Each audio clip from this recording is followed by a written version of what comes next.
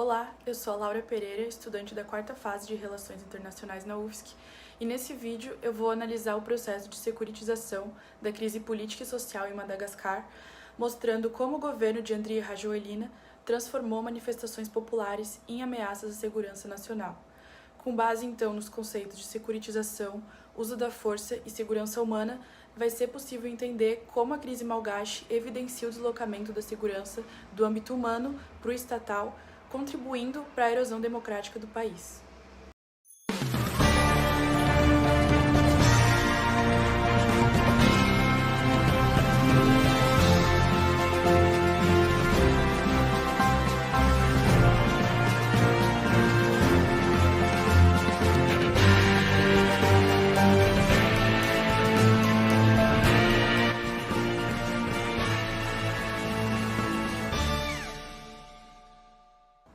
Madagascar vive uma crise política prolongada, marcada por instabilidade e desafios econômicos. Em 2009, o então prefeito da capital, Andry Rajoelina, liderou um golpe de Estado que depôs o presidente Marc Ravalomanana com o apoio de parte das Forças Armadas. Esse momento inaugurou uma nova fase da política malgache, caracterizada pela militarização do poder e pela fragilidade institucional. Nos anos seguintes, o país passou por uma transição instável, com isolamento internacional e graves dificuldades econômicas. Em 2019, Rajoelina voltou ao poder por meio de eleições, prometendo estabilidade e crescimento, mas na verdade seu governo enfrentou aumento da pobreza, inflação, corrupção e descontentamento popular. Ao longo da década de 2010, protestos civis aconteceram com mais frequência, mas eles ainda eram vistos como parte do debate político normal, o que autores como Buzan, Wever e Wild chamam de politização. Porém, a partir de 2023, o governo passou a redefinir essas mobilizações como ameaças à ordem e à soberania, marcando o início do processo de securitização propriamente dito, saindo então da esfera politizada para a esfera securitizada. O foco aqui é o ano de 2023, quando uma série de manifestações contra a alta dos preços e de denúncias de corrupção se intensificou na capital, Antananarivo.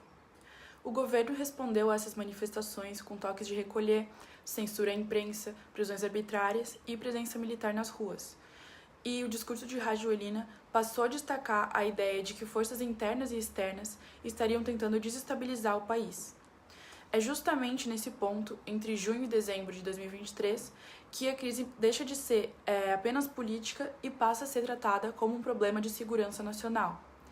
A população deixou de ser vista como um sujeito de direitos e passou a ser tratada como potencial ameaça à segurança do Estado.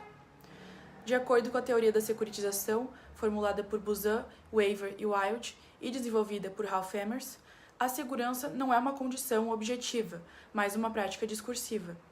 Um tema se torna uma questão de segurança quando um ator com autoridade declara publicamente que existe uma ameaça existencial a um determinado objeto de referência, e essa mensagem precisa ser aceita pela audiência. Aplicando essa estrutura ao caso de Madagascar, o ator securitizador é o governo de Andry Rajoelina, especialmente o próprio presidente, que, controlando o aparato militar e os meios de comunicação estatais, tem autoridade suficiente para definir o que representa uma ameaça nacional. O objeto referente é o Estado malgache, e em particular a estabilidade nacional, um conceito que Rajoelina vincula diretamente à sua própria permanência no poder. A segurança é apresentada como defesa da unidade nacional e da soberania frente a forças internas desestabilizadoras. Assim, o Estado é construído como algo frágil, cuja sobrevivência exigiria repressão e disciplina social.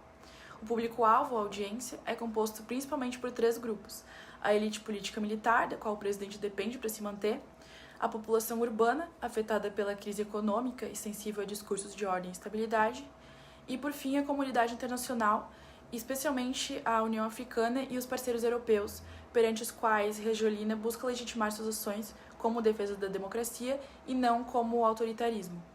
Essa estrutura, ator, objeto e audiência, mostra que a securitização não é um ato isolado, mas um processo estratégico que busca criar consenso em torno da ideia de que o uso da força é necessário e legítimo.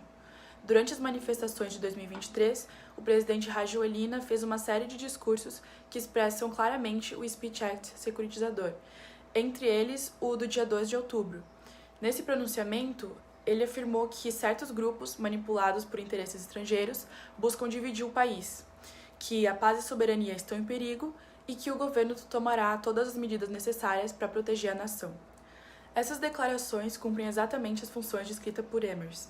Definem o inimigo interno, ao enquadrar cidadãos contestadores como agentes da desordem, invocam o medo coletivo, ao sugerir que existe uma conspiração para destruir o país, e justificam medidas extraordinárias, apresentando repressão militar como defesa da pátria. Esse tipo de discurso cria uma lógica de exceção, na qual a política normal é suspensa. Como afirma Buzan e Weaver, o sucesso da securitização depende da audiência aceitar essa narrativa. Em Madagascar, parte da população e das elites aceitou a ideia da ameaça, o que deu legitimidade à repressão. As Forças Armadas, que desde 2009 ocupavam posição central na política malgache, tornaram-se o braço executor da securitização. Elas foram empregadas para conter protestos, controlar a capital e vigiar opositores.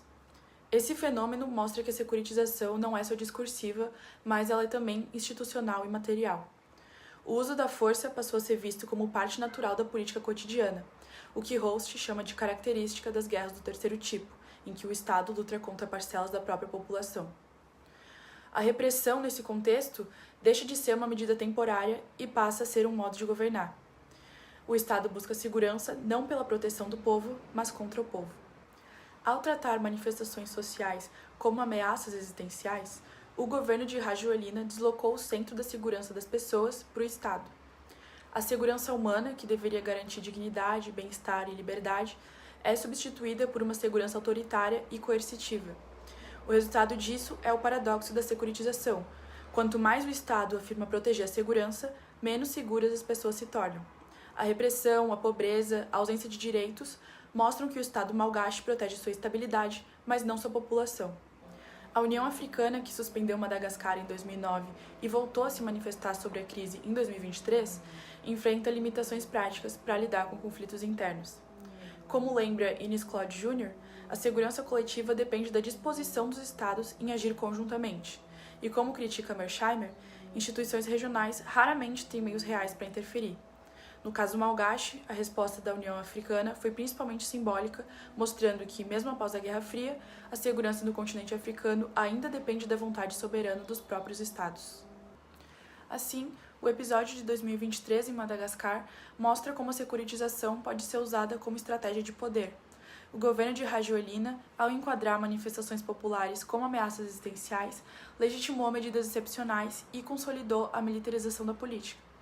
Essa dinâmica evidencia a tensão entre segurança estatal e segurança humana e mostra como a retórica da proteção pode servir para justificar o autoritarismo.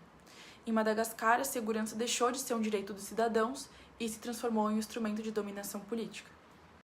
Acompanhe os demais conteúdos da playlist Crises e Conflitos, curta esse vídeo, deixe seu comentário e não esqueça de se inscrever no canal para ficar por dentro das novidades.